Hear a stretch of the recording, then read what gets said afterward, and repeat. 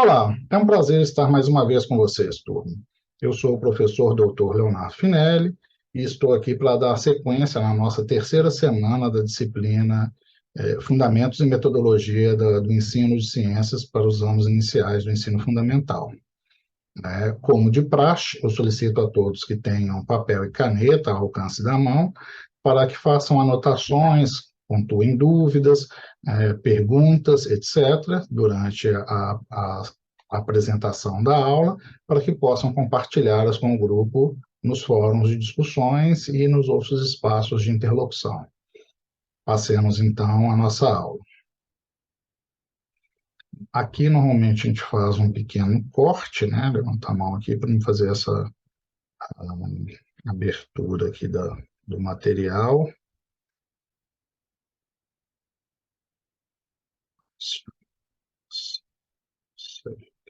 Aqui.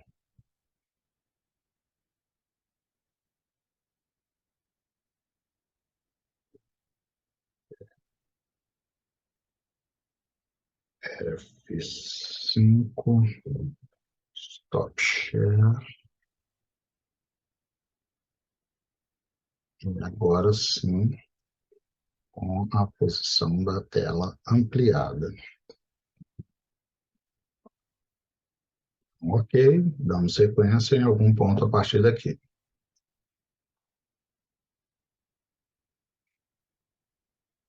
Então, estamos no curso de licenciatura em Pedagogia, coordenado pela professora mestra Cristina Jardim Rodrigues, na disciplina Fundamentos e Metodologia das Ciências nos anos iniciais do ensino fundamental, ministrada por mim, professor doutor Leonardo Augusto Couto Finelli. Bom, nessa terceira semana, nós discutimos os aspectos metodológicos do conteúdo e do ensino de ciências. O que é importante a gente entender, o que é importante a gente pensar em termos de conteúdo, o que deve ser ensinado nas aulas de ciências. Então, segundo Henning, são os objetivos da pedagogia para o ensino de ciências no ensino fundamental.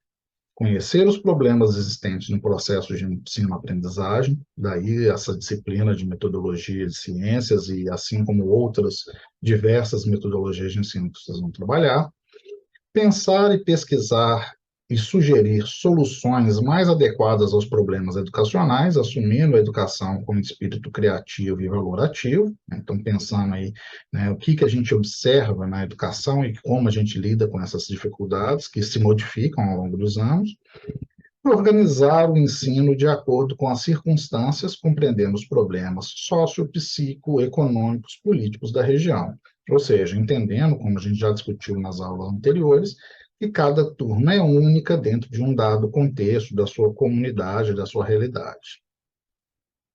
Então, ao longo da história, os seres humanos constroem modelos da realidade como maneira de possibilitar a sua interação com a realidade. É importante a gente entender que quando a gente pensa em metodologia, não tem um único certo e um único errado.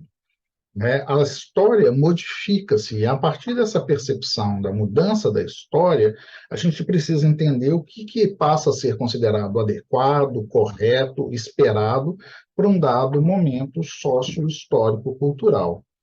Então, nesse sentido, a ciência é o resultado da adoção de um modelo de explicação da realidade. Existem vários modelos que foram sendo modificados ao longo do tempo, ao longo da história. Como a ciência integra, então, diversos campos de conhecimento, foram criadas diversas ciências, as ciências humanas, as sociais, as naturais, as ciências exatas, entre outras, cada uma com seus referenciais e metodologias específicos para o estudo, para a apresentação, para a divulgação, etc. Cada um desses modelos são compostos, são representações do pensamento a respeito de um mundo real ou de um mundo imaginário, varia aí com cada modelo, e servem para expressar o que pensamos a respeito de algum fenômeno, como para modificar o que se pensa sobre o mesmo. Então, como é que a gente analisa um fenômeno ao nosso redor? O que a gente considera como adequado? Pensem, nos tempos antigos, eram muito valorizados as opiniões, os poderes dos deuses. Caía um raio e colocava fogo em uma floresta, era uma indicação de um poder, de um contentamento ou um descontentamento de um deus ou conjunto de deuses.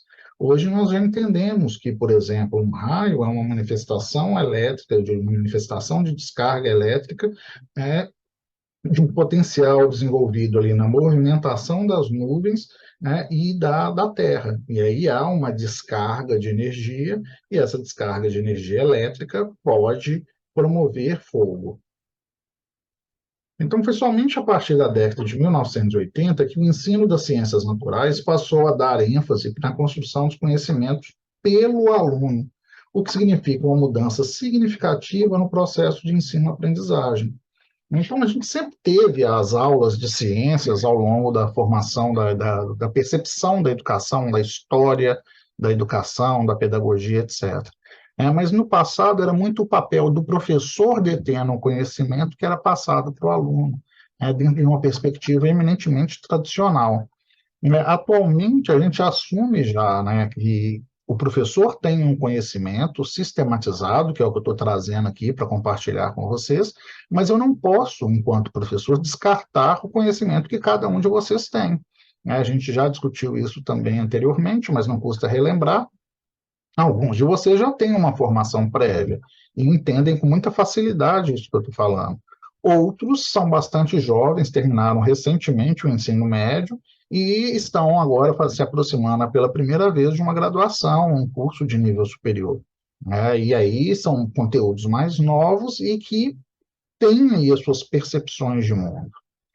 Então, essa tendência pedagógica, né, lembra que eu falo de didática, das tendências pedagógicas que vocês devem ter discutido no semestre passado, foi caracterizada como construtivista.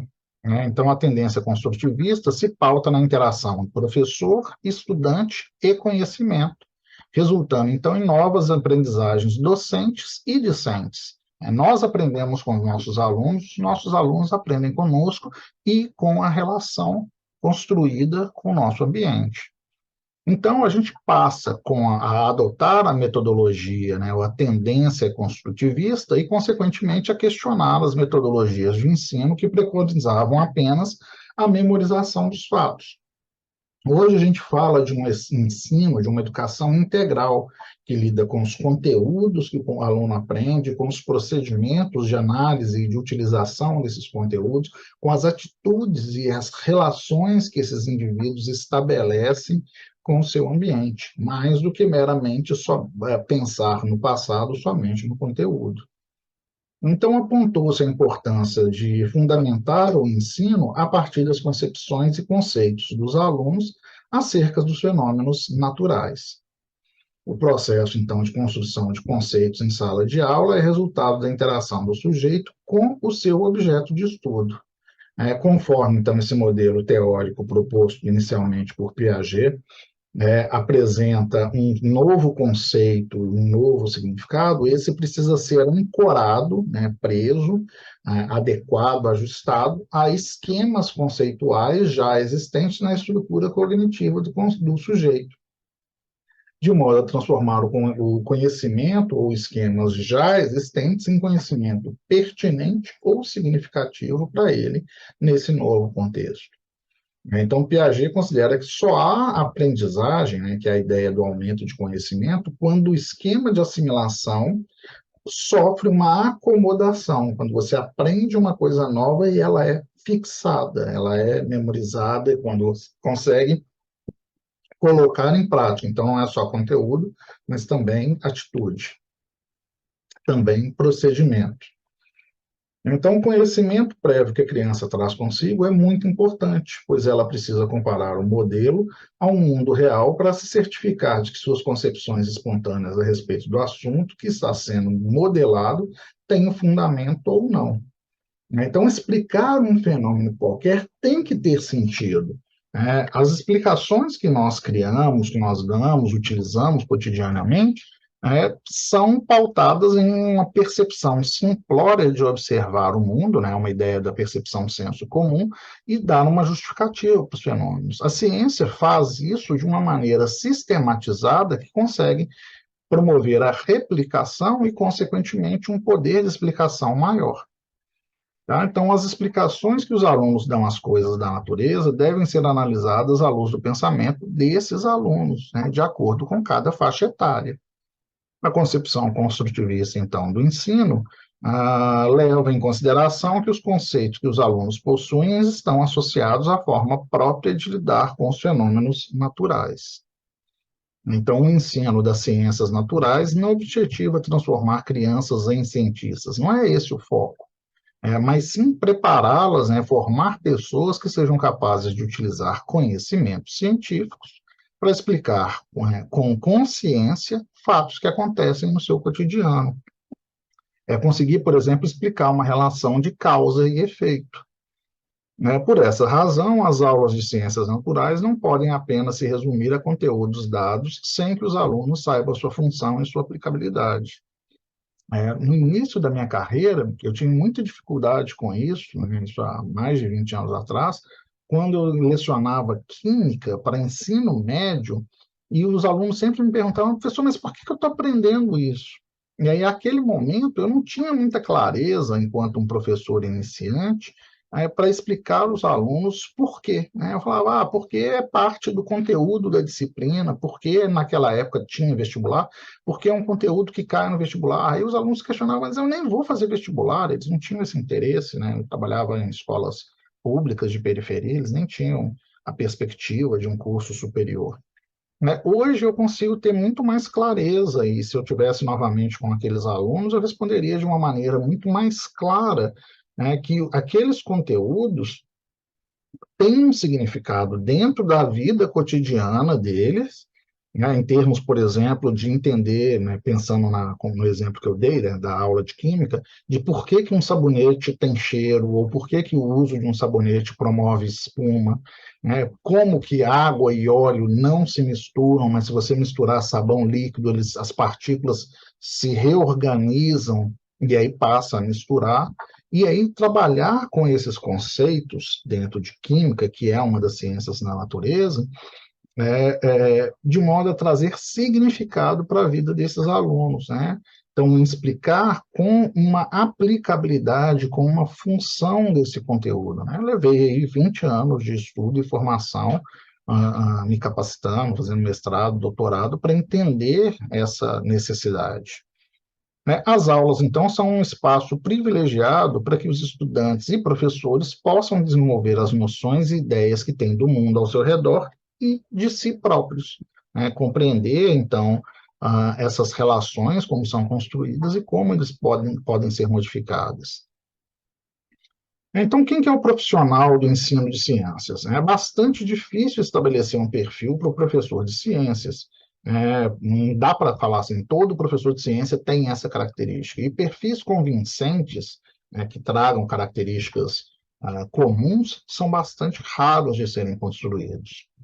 Então, esse perfil ele deve relacionar a formação acadêmica, ou seja, o que você, enquanto professor, está estudando, com o seu desempenho profissional, com a capacidade de transmitir conhecimento.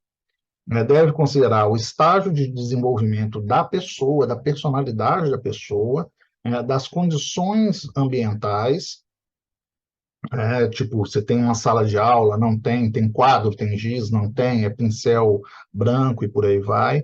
Das injunções econômicas e sociopolíticas, então, por exemplo, maior ou menor carga horária, mais ou menos conteúdo a ser ministrado por uma dada turma, um dado ano, em função de uma diretriz curricular nacional, e da disponibilidade dos alunos também, que também é importante, o interesse e disponibilidade dos alunos para estudar, para aprender. Então, por exemplo, trabalhar com a educação nos anos iniciais com crianças, nos anos iniciais do ensino fundamental com crianças, é completamente diferente de trabalhar a mesma disciplina, o mesmo conteúdo com alunos do EJO, né, de educação de jovens e adultos. A gente tem perspectivas de experiências pregressas muito distintas, e não dá para utilizar a mesma linguagem, apesar de pensarmos no mesmo conteúdo a ser trabalhado. Então, o profissional de ciências deve possuir consciência crítico-política apurada para realizar uma leitura real da realidade social e fazer com que os conteúdos de ciência estejam a serviço da comunidade escolar. Vejam, quando a gente trabalha, por exemplo, com meio ambiente, né, a gente faz uma integração, já passo a fazer hoje uma integração, por exemplo, interdisciplinar, considerando conteúdos de matemática, quando eu falo sobre produção de lixo, o tanto de lixo que cada um indivíduo produz, né, o tanto que cada um de nós consome, que se somado no número de alunos da sala dá um volume grande, que na escola o volume aumenta e assim sucessivamente, e que como a gente vai tratar esse lixo, como ele vai ser descartado, como ele vai ser reciclado, etc. Trabalho conceitos aí de pegada ecológica e da capacidade do planeta de se recuperar em termos das matérias-primas, né, dos recursos que são utilizados, etc. Então, apesar das técnicas, dos métodos, das filosofias, dos recursos audiovisuais, os professores bem intencionados, o ensino de ciência continua a não atender os objetivos para os quais ele é proposto. A gente fica ainda muito preso numa noção conteudista, né, mnemônica, de ler o livro, de trabalhar somente aquilo que está no livro, e esquece de contextualizar o conteúdo para o aluno. Normalmente, então, a ênfase é dada no aspecto informativo, então, assim, a aula expositiva, ou pequenas variações de uma aula expositiva, por exemplo, essa é uma aula expositiva, apesar de ser EAD, no computador, com vídeo, etc. É ainda a forma mais utilizada pelo professor para transmitir conhecimentos. E isso é problema. O ensino de ciência faz com que o aluno adquira conhecimento através da transmissão verbal ou escrita. E não tinha que ser só assim. Acaba se formando um ciclo vicioso que é problemático. O princípio básico dos métodos ativos terá de obter sua inspiração da história das ciências e pode ser expresso como compreender e descobrir ou reconstruir através da redescoberta, e é preciso atender a essas condições se quisermos formar indivíduos que no futuro sejam capazes de produção e de criatividade e não simplesmente repetição. Ou seja, eu tenho que passar, enquanto professor, a avançar dessa transmissão conteudista para um processo procedimental, trabalhar com prática, com pesquisa, onde o aluno vai desenvolver esse conhecimento dentro de uma perspectiva construtivista, e aí ele se torna capaz de utilizar esse conhecimento aprendido na sua vida cotidiana, ao invés de simplesmente ter que repetir as informações. Então, a aprendizagem ativa é uma metodologia de ensino que visa colocar o aluno como protagonista do seu processo de conhecimento, participando de forma mais efetiva nos conteúdos que são estudados e não simplesmente só recebendo esse conteúdo. Isso quer dizer que o professor vai atuar mais no papel de mediador, auxiliando os estudantes nos caminhos que ele deve seguir, nos lugares que ele deve procurar conteúdos, e menos no papel de detentor de toda a informação, que fica aqui só na aula expositiva. Existem diversos modelos, diversos esquemas de ciclos de aprendizagem, mas esse é um deles, onde a gente trabalha com ideia de aplicação, vivência, relato, processamento e generalização como um processo contínuo de aprendizagem. Então, premissas para a gente pensar num professor pesquisador, nesse professor construtivista. O ser humano é capaz de sentir, pensar e agir. Então, a gente está falando de uma concepção atualizada de pessoa que pode e deve ser transferida ao aluno, quando a gente pensa no nosso aluno. O aluno, a criança, vai ser um indivíduo em desenvolvimento com suas resoluções próprias, cujo conhecimento, habilidades, traços de caráter se desenvolvem auxiliados pela experiência com seu ambiente, pela relação que ela estabelece ali com o professor, com pares, com materiais, etc. Essa criança, esse ser, é diariamente bombardeado por uma gama de estímulos que o afetam das mais diversas maneiras. Então, o aluno repetitivo e aluno criativo são dois grupos de alunos que a gente tem. Então, a gente precisa despertar os primeiros e ajudar no desenvolvimento dos segundos. Despertar no sentido de pensar que não é só ficar reproduzindo o que está no livro, mas entender aquilo e colocar na prática dentro de uma perspectiva criativa. Então, é despertar esse interesse dos primeiros para a praxis e desenvolver esses segundos. É uma inquietação com o que observa e imaginação que o leva a ficar intrigado. O ser humano questiona-se cada vez mais. Identifica-se, então, a presença da observação como desencadeante de um processo reflexivo que envolve a curiosidade, promove o questionamento. Isso é esperado, é típico, é comum nas crianças. Você deixa ela 3 horas no celular ali assistindo TikTok, ela perde completamente essa competência, essa capacidade. Reflexão, né? Então, a tentativa de explicar fenômenos e explicações prováveis. Então, é importante que o aluno desenvolva essa capacidade de refletir sobre os fenômenos. É um momento fundamental da criatividade que vai ser atingido quando uma ou mais explicações forem suficientes ou não para explicarem o fenômeno. Cria-se, então, um sistema de dados que orienta a investigação e organiza o material colhido e registrado. Então, a praxis, né, a experimentação é caracterizada pela concepção de uma estratégia para investigar o problema, confirmar ou rejeitar empiricamente as hipóteses que foram elencadas. Lida aí com a capacidade de criar e exteriorizar, que são dois aspectos essenciais ao processo de ensino-aprendizagem. E é importante entender que o erro é primordial, né? Ele é a maneira como os conhecimentos são ministrados. Então, é algo padronizado, mas na hora da aplicação do conhecimento, se você impede que o aluno erre, ele vai se sentir barrado, importante. O mais importante acaba sendo perdido, que é a aplicação da teoria. Dentro da noção construtivista, aprendemos mais com o erro, tentando fazer e errando, e tentando explicar o que deu errado para fazer novamente, refazer de uma outra forma que dê certo, do que simplesmente fazendo certo.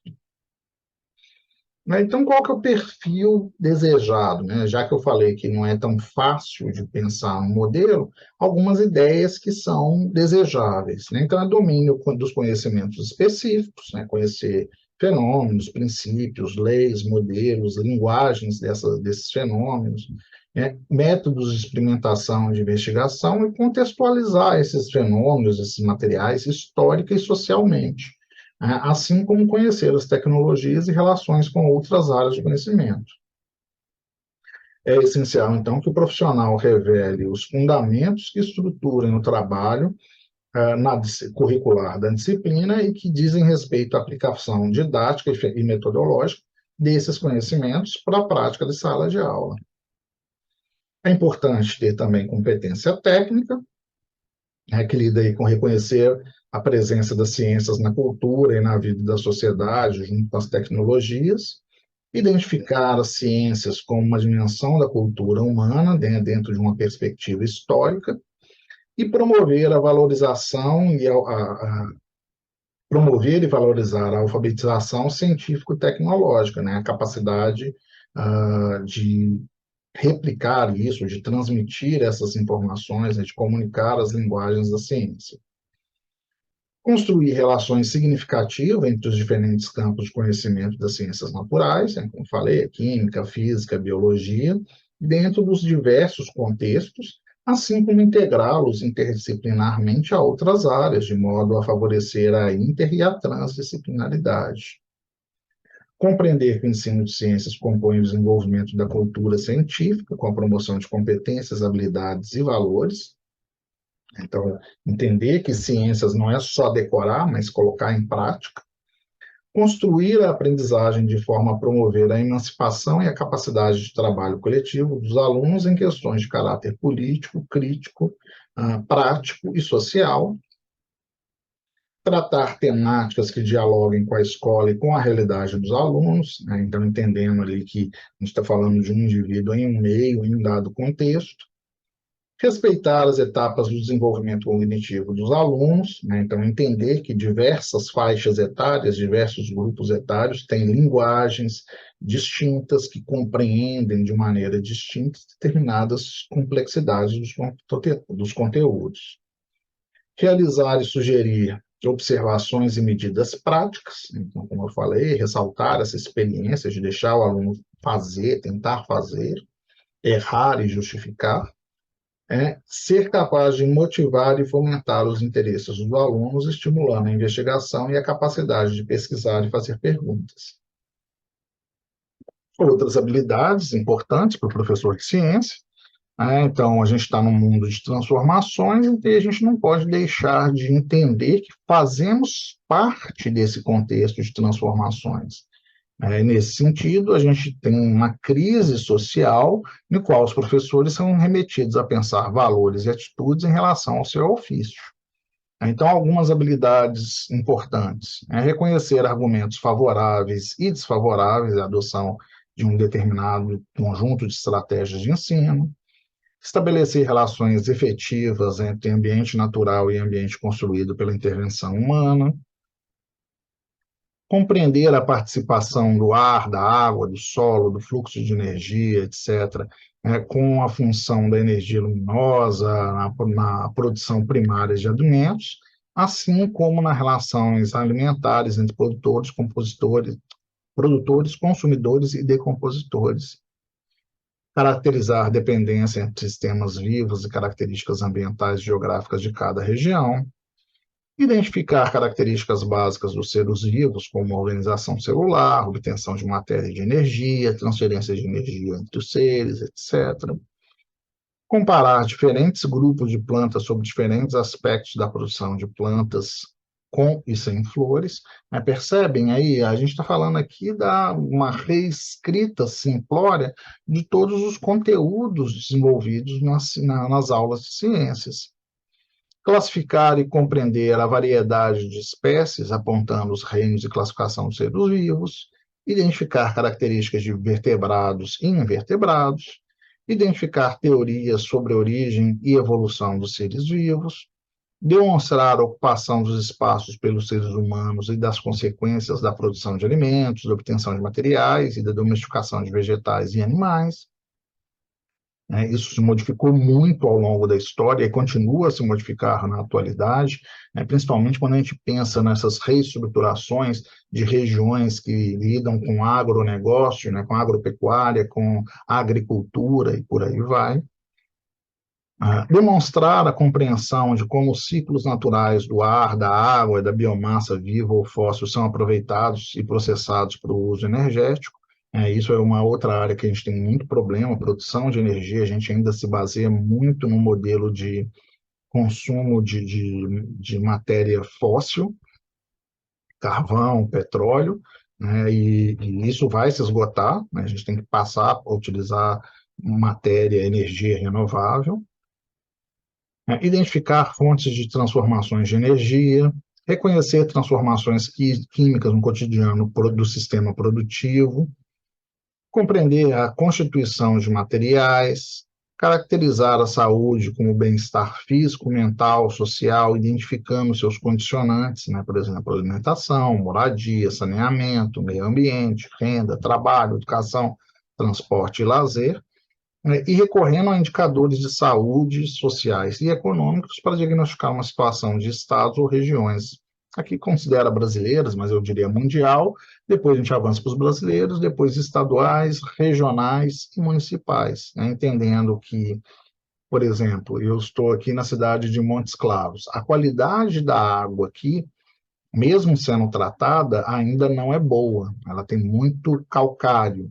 Isso impacta na saúde, A gente tem um índice alto de pessoas aqui com problemas de vesícula por causa desse calcário. Então, esse tipo de conhecimento compartilhado pode promover aí a melhoria da qualidade de vida das pessoas ao utilizar estratégias para evitar o consumo dessa água. Reconhecer os agravos mais frequentes à saúde, suas causas, prevenção, tratamento e distribuição. Compreender o caráter sistêmico do corpo humano, construir uma representação da Terra com suas dimensões, estruturas, modelos de placas, etc. Situar a Terra no universo, associando aí os movimentos da Terra, os aparentes da Lua, do Sol, das estrelas, etc. e reconhecer o aspecto cultural relacionado às constelações, bem como o movimento das estrelas no céu e sua relação com os movimentos da Terra, né? Por exemplo, pensando aí nos elementos ah, ah, muito comuns de horóscopo, que as pessoas tentam associar funcionamentos individuais a funcionamentos de corpos celestes, né? Identificar, estabelecer esses conceitos aí na nossa vida. Então, o papel do profissional da educação precisa repensado, né, para ser um profissional do humano, social, político e cientificamente posicionado de uma forma que não seja omissa, né? Não é concordar com tudo, mas entender e buscar fontes confiáveis para as explicações e ser capaz de mudar pontos de vista. Educado, o povo de posse do saber mais elaborado tem condições de se proteger contra a exploração de classes dominantes, organizando-se para a construção de uma sociedade melhor, menos excludente e realmente democrática. Essa organização não surge espontaneamente, mas sim por meio da educação. É só a partir do momento que a gente consegue ver que a gente é explorado, que a gente consegue pensar em se organizar para mudar essa situação de classe. Nesse sentido, o profissional da educação assume um papel político que se engaja social e politicamente, percebendo as possibilidades da ação social e cultural na luta pela transformação das estruturas opressivas da sociedade classista. Quando a gente vê aí um pequeno aumento, por exemplo, de salário mínimo, e isso impacta em grandes aumentos no consumo, nos bens de consumo, a gente acaba verificando que o poder de compra diminuiu e a qualidade de vida está piorando. E isso é problema. Então, para isso, necessitam conhecer a sociedade e comunidade em que atuam e o nível social, econômico e cultural de seus alunos. É importante a gente entender para quem que a gente está falando. É importante entender e utilizar uma linguagem que seja compreensível e acessível a esse grupo. É importante analisar dialeticamente, reconhecer que não há conhecimento absoluto, pois tudo está em constante transformação. Então, todo saber traz consigo a sua própria superação, né? A capacidade de superar e ir além. Portanto, não há saber nem ignorância absoluta. Há apenas uma relativização do saber ou da ignorância. Então, muito cuidado com posições extremistas sobre o conhecimento. Pensando sobre a educação do conhecimento científico, né, as teorias pedagógicas, então, têm seus fundamentos baseados no sistema filosófico, que nos leva à didática, disciplina que vocês já viram, que nos leva, consequentemente, às tendências pedagógicas, né, às formas de pensar no mundo. Tais sistemas expressam determinada concepção de ser humano ou concepção de mundo, é o que a gente chama de epistemologia, que dá sentido ao ensino ao definir os objetivos e determinar os métodos de ação educativa.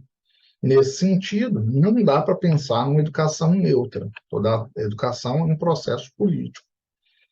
Toda escolha de uma concepção de educação é fundamentalmente o reflexo da escolha de uma filosofia de vida, de uma dada epistemologia, de uma dada tendência pedagógica, de uma dada maneira de ensinar.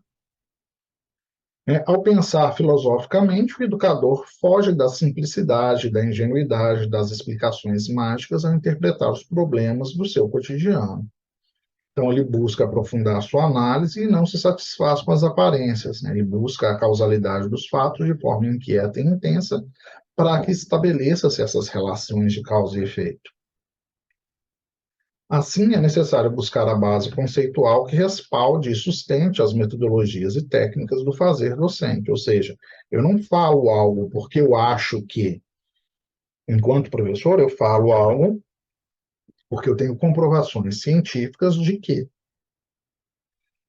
Diferentemente de Piaget, que era construtivista e não pensou necessariamente a educação brasileira, Antônio Severino, que é um pesquisador brasileiro, propõe que a educação brasileira seja atingida por ideários escalanovistas, que emergem de um contraponto da educação tradicional jesuítica. Então, a gente está falando aqui, e um caderno didático vai explicitar isso mais, dessa contraposição entre modelos ou tendências pedagógicas. Então, segundo Severino, o construtivismo mostra a vinculação entre os processos epistêmicos, psíquicos e pedagógicos. Por sua configuração categorial de seus objetivos, o construtivismo propõe a articulação de uma concepção do sujeito epistêmico com a atividade do sujeito educando, mediados por um sujeito psíquico. Ele estabelece uma relação entre as formas de se pensar o nosso aluno. Porém, aponta ainda uma crítica ao reducionismo que percebe nela, né? Isso ainda é uma fala do Severino. O construtivismo traz a grande contribuição da filosofia da educação, sobretudo no plano epistemológico, ao comprovar que o conhecimento não se dá por intuição ou representação, mas mediante uma construção social. Mas sua proposta filosófico-educacional esbarra na redução da educação ao processo de ensino-aprendizagem, neutralizando-o por demais, não levando em conta as especificidades políticas das relações sociais aí envolvidas. Então, Piaget não se preocupou em estabelecer essas relações, em estudar essas relações políticas das relações sociais. Né? Ele estabeleceu uma metodologia que é boa, que tem méritos, mas que tem essa limitação em termos do processo, né? Neutraliza demais esse processo e deixa de pensar a educação como um processo político.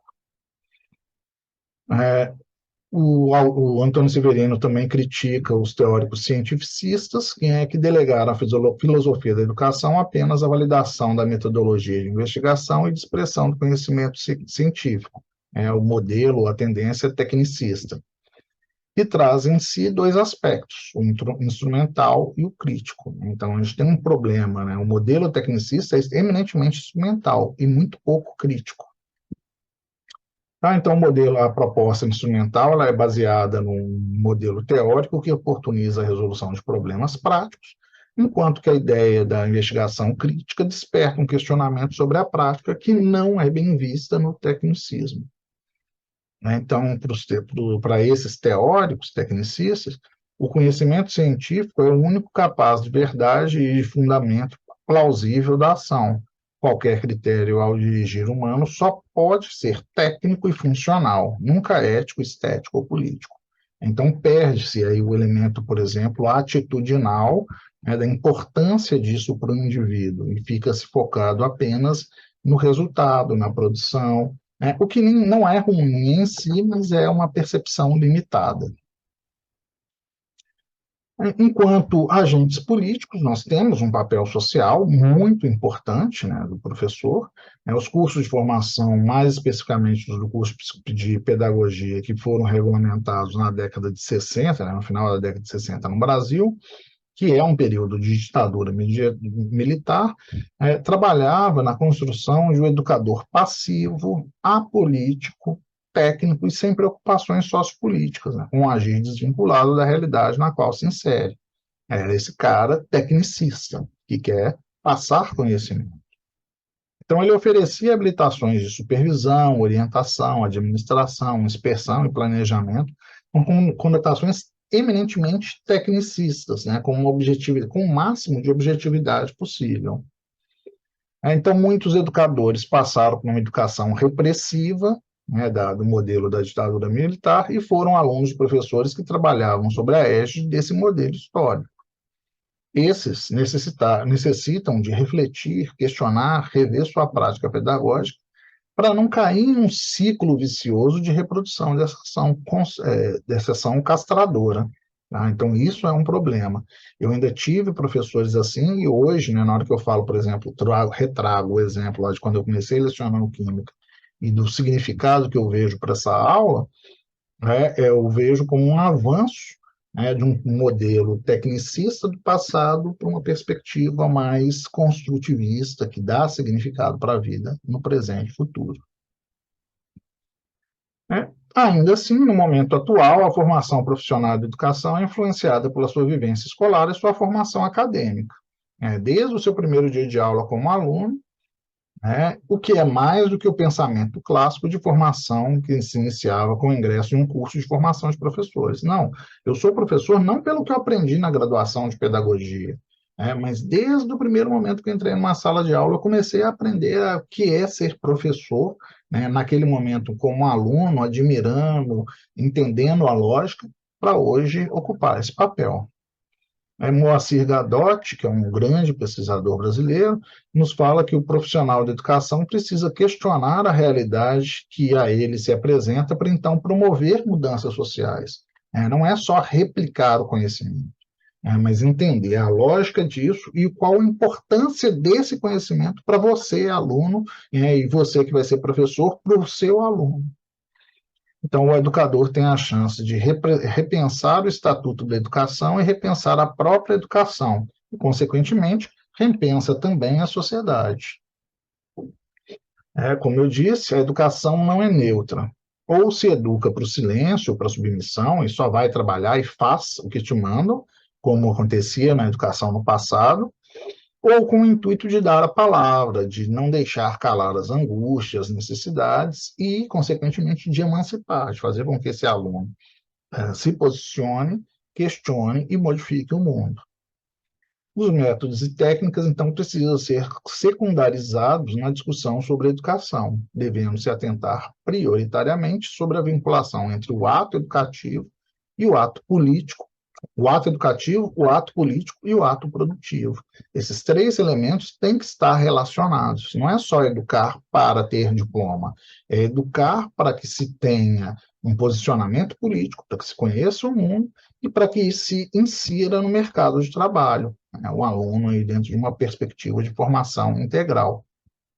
Então, nesse sentido, os professores têm um papel político e precisam problematizar a educação, buscando o porquê e o para quê do ato educativo. A gente tem que saber educar com intenção.